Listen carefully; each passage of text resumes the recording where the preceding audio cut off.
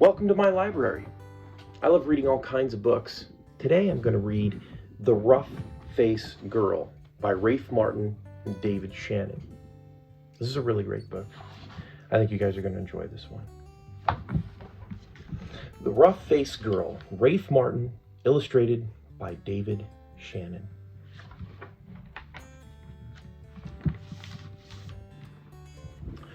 Author's note. The Rough-Faced Girl, an Algonquin Indian Cinderella, is in its original form actually part of a longer and more complex traditional story.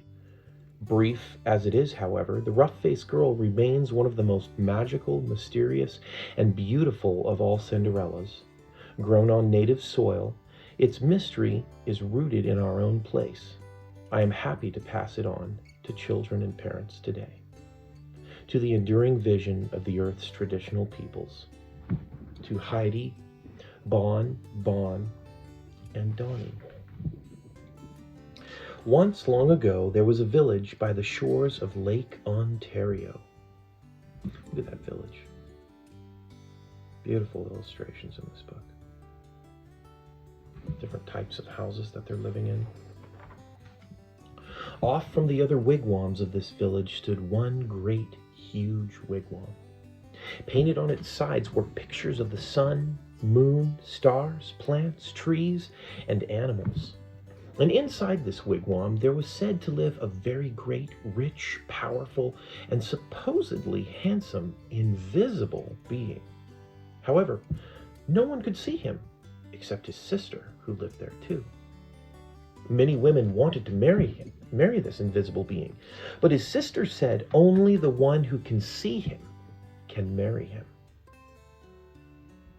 It's a big wigwam. Look how small the person is compared to it. Beautiful paintings on the outside. Now in this village there lived a poor man who had 3 daughters. The 2 older daughters were cruel and hard-hearted, and they made their youngest sister sit by the fire and feed the flames. When the burning branches popped, the sparks fell on her. That really hurts. I've had that happen to me before. In time, her hands became burnt and scarred. Her arms, too, became rough and scarred. Even her face was marked by the fire, and her beautiful, long, black hair hung ragged and charred.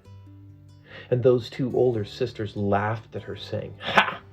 You ugly, you rough-faced girl." And they made her life very lonely and miserable indeed.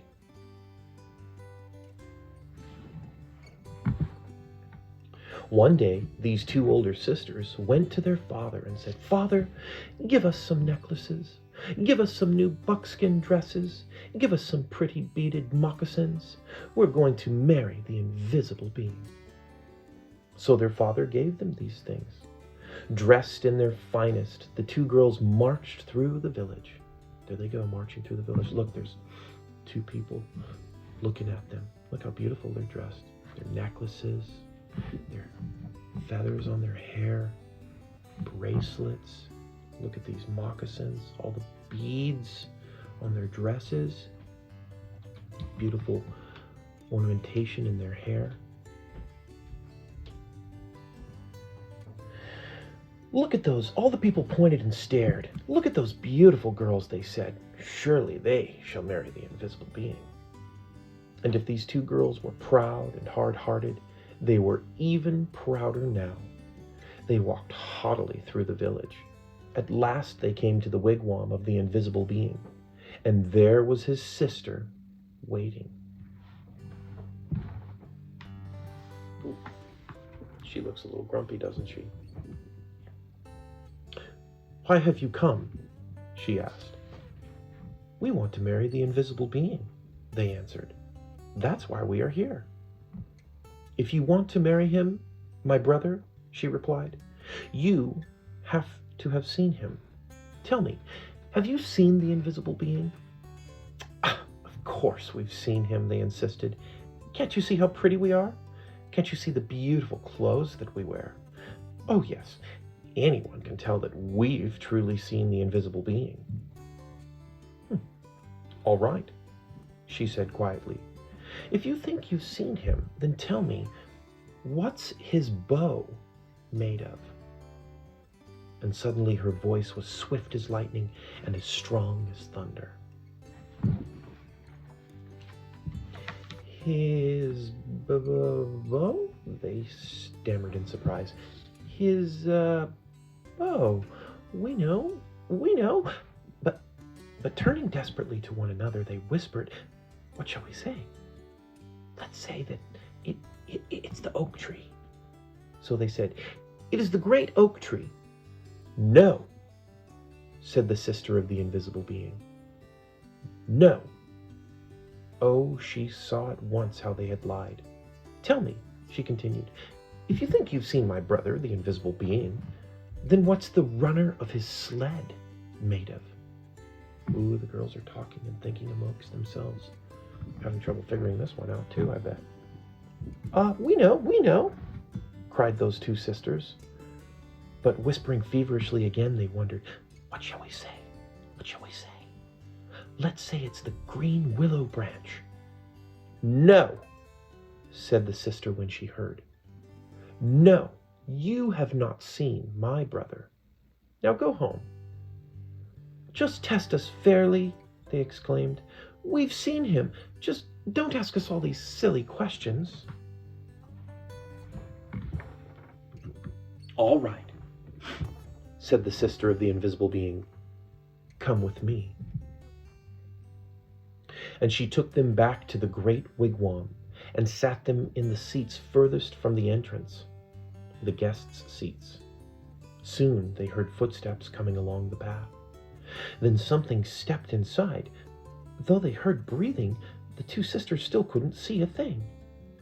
Suddenly a great bow and a beaded quiver of arrows appeared in the air and were set down. But though those two girls sat there, their eyes wide, all through that night, they never saw a thing more. And in the morning, they had to go home, ashamed.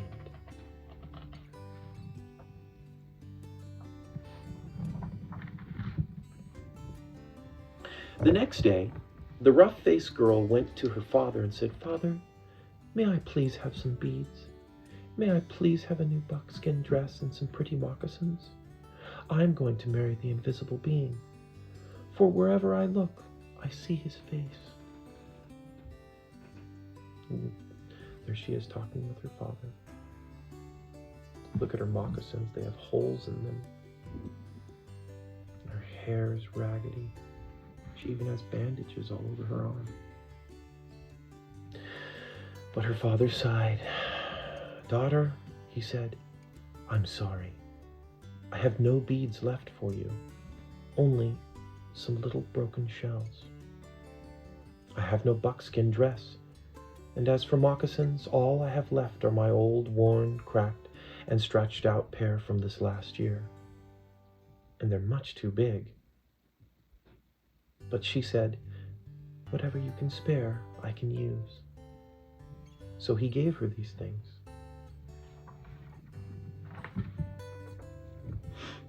Then she found dried reeds, and taking the little broken shells, she strung a necklace for herself. She stripped birch bark from the dead trees and made a cap, a dress, and leggings.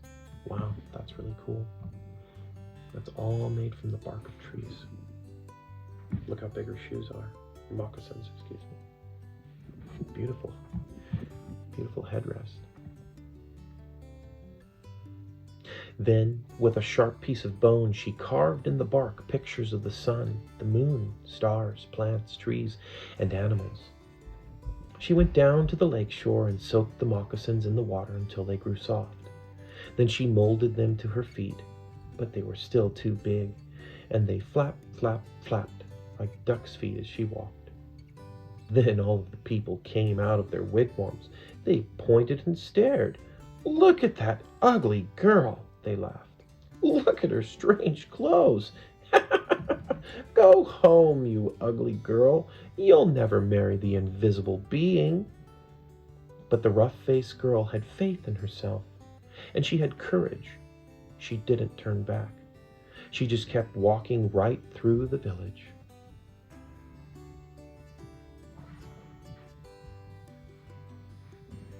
What a beautiful picture. As she walked on, she saw the great beauty of the earth and the skies spreading before her. And truly, she alone of all in that village saw in these things the sweet yet awesome face of the invisible being. Can you guys see the invisible being's face? This cloud is his lips. This bird is one of his eyes. The top of this tree is his other eye. And his nose is the rainbow. Isn't that cool?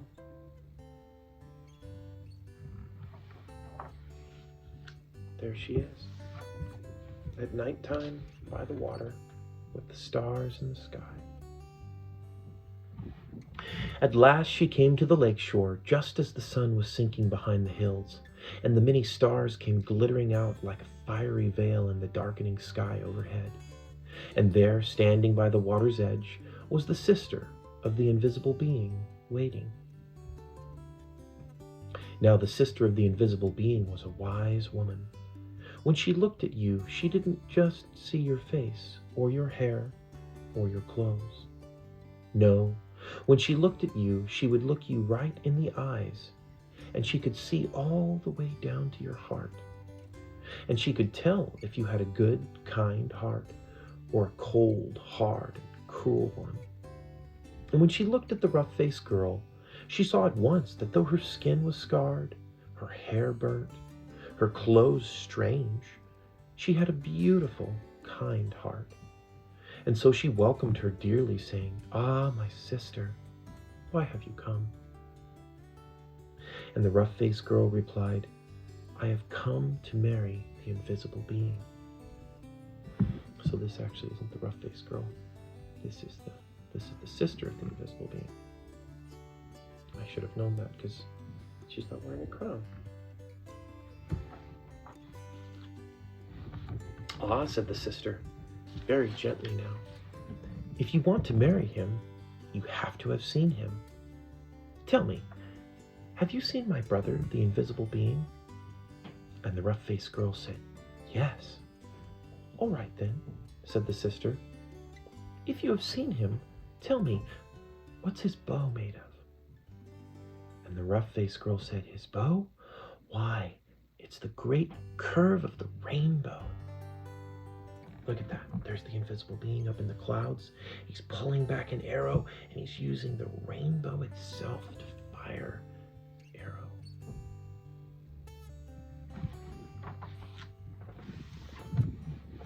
"Ah," exclaimed the sister in excitement. "Tell me," she asked, "if you have seen my brother, the invisible being, what's the runner of his sled made of?" And the rough-faced girl, looking up into the night sky, said, "The runner of his sled? Why, it is the spirit road, the Milky Way of stars that spreads across the sky." Have you guys ever looked up and seen the Milky Way across the sky? I love looking up into the night sky and finding the Milky Way. That's what his sled was. That's awesome. "Ah," cried the sister in wonder and delight, "you have seen him. Come with me." And taking the rough-faced girl by the hand, she led her back to the great wigwam and sat her in the seat next to the entrance, the wife's seat. Then they heard footsteps coming along the path, closer and closer. The entrance flap of the wigwam lifted up, and in stepped the invisible being. And when he saw her sitting there, he said, "At last we have been found out." Then smiling kindly, he added, "And oh, my sister, but she is beautiful." And his sister said, "Yes." There she is. She's looking at the invisible being. He has a kind and gentle face, doesn't he? The sister of the invisible being then gave the rough-faced girl the finest of buckskin robes and a necklace of perfect shells. "Now bathe in the lake," she said, and dress in these. So the rough-faced girl bathed in the waters of the lake. Suddenly, all the scars vanished from her body. Wow, look how beautiful she is. Her long black hair, her smooth, silky skin. Her skin grew smooth again, and her beautiful black hair grew in long and glossy as a raven's wing. Now anyone could see that she was indeed beautiful. But the invisible being and his sister had seen that from the start. See the water lilies? Then at last the rough-faced girl and the invisible being were married. They lived together in great gladness and were never parted. The end. There they go, off in their canoe to adventures in lands unknown.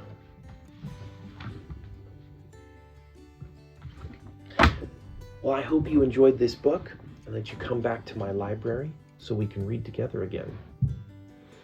Please ask your parents or an adult to like this video, subscribe to this channel, and let me know in the comments what your favorite book is so I can read it too. I'll see you soon.